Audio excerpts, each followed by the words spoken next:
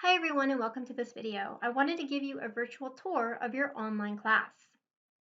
Hopefully you've already taken some time on your own to explore. The first and possibly most important part of the online class is the announcements. This is what you see when you first log into the online course. This is where I will remind you of all of the assignments that will be due every week.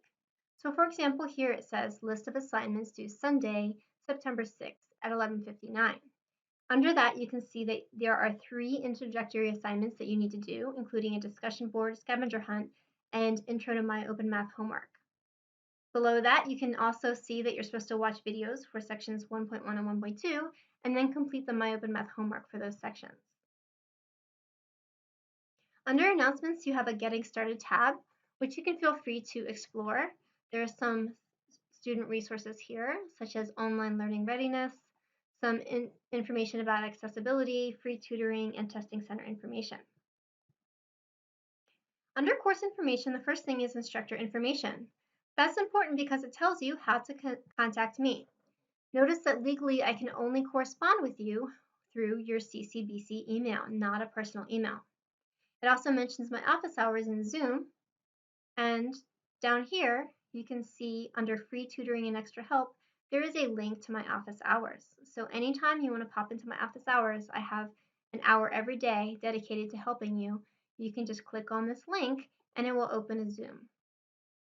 Under instructor information is a syllabus. This is extremely important because it tells you what's going to be covered in this course, and it also tells you how your grade is calculated. If you scroll down in the syllabus, you can see that 10% of your grade comes from homework, 30% from tests, 30% from quizzes, 30% from a final exam, and 100% overall total. So any question you have about the content of the course or how things are conducted is in here. Notice that no missed homework or quizzes are accepted. If you don't complete these assignments by the deadline, you don't get credit for them. Same thing for unit exams and the final exam. Notice there's also a final exam replacement policy, meaning that the final exam will replace your lowest unit test score if doing so would improve your grade. This can only help you, not hurt you. So again, please take time to skim over the syllabus and extract the necessary information.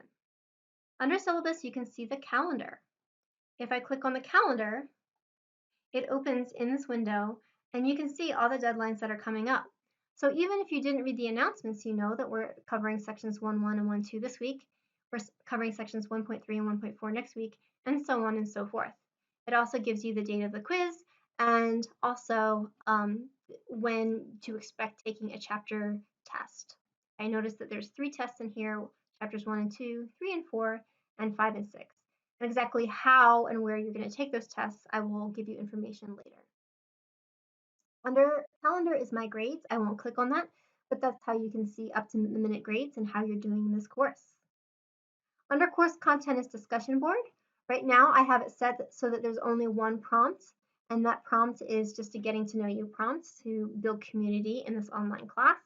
Again, this is due on Sunday, and you're actually supposed to have done the initial response by Wednesday, but I think a lot of people haven't done that yet.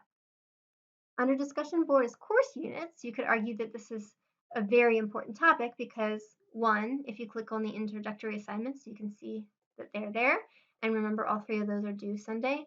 And then if you click on chapter 1, you can see, for example, if I click on 1.1, that gives me all of these videos, which are my open math videos, and then ones that I have created specifically for this course to help people with topics that they seem to struggle with are also provided here. So again, the idea is that you watch, at the very least, the lecture videos. If you'd like to, you can also watch my videos to help you understand, and then you're going to click on the homework associated with that section, and it will put you right back into my open math. Remember, you have infinite attempts for each online homework. You get 2 attempts for each problem, and then after 2 attempts, it will change the problem slightly, but you literally have unlimited attempts for each question number. All right, let's come back to course content. So we have discussion board. I showed you course units. If you click on textbook, that opens the online free textbook. If you want to buy a hard copy at the bookstore, you can. You don't need to if you want to save your money. Okay, practice tests, I'll talk about those later. Tests, final exam review, and final exam. That's stuff that we'll need later on in the semester. Communications. A lot of students don't know how to check their CCBC email, and that's okay. And this document right here gives you screenshots and explains exactly how to do it. The tricky thing is that it's the same as your Blackboard username, but your email is at email.ccbcmd.edu, and a lot of people don't know that.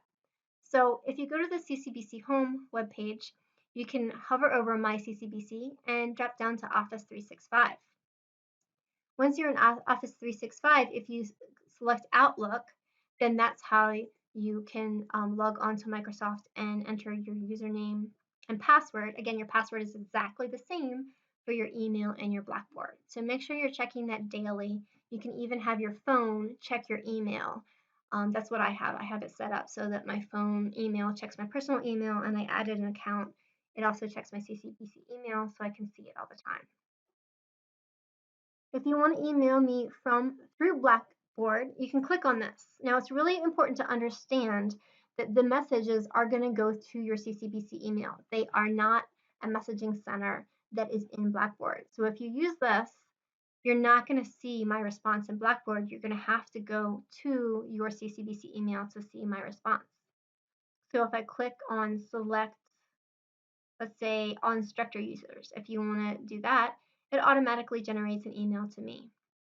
If you wanted to email other classmates to maybe form a study group, you could click on select users and you could select any of your classmates that you wanted.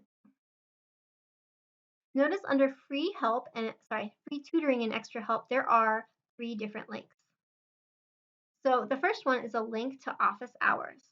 So you can see that my office hours are listed here. If I click on this, it's going to open the Zoom window.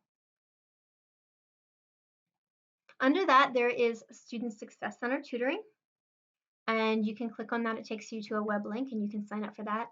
And under that is this online, my understanding is this 24/7 online tutoring.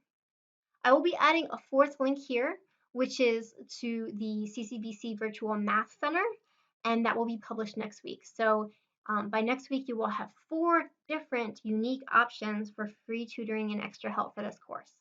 So I'd invite you to definitely stop by, introduce yourself to me during office hours, even if you're not struggling. I'd love to see people and talk to them online and just get to know you guys if I can. So that's it, guys. That's my virtual tour of your online class. Hopefully that's helpful.